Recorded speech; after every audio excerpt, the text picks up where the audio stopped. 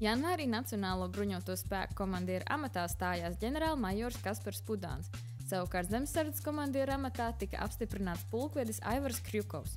NBS jūras spēks sniedza atbalstu optiskā kabeļa Ventspils-Gotlanda pārāvuma izmeklēšanā. Jūras spēku ūdenslīdēju komanda apsekoja un vāca pierādījumus bojājuma vietā.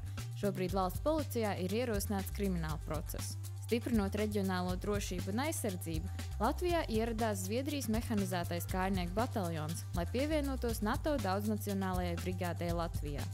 Dienesta pienākums Latvijā pildīs aptuveni 500 Zviedrijas karavīri, un šī ir pirmā Zviedrijas misija, kopš tā ir NATO dalībvalsts. Janvārī visā Latvijā tika pieminēti Ziemassvētku kauju varoņi, kā arī notika barikāžu atceres pasākumi. Šie vēsturiskie notikumi ir apliecinājums tam, ka ik viens no mums ir atbildīgs par savas valsts, savas zemes un savu tuvāko aizsardzību un brīvību.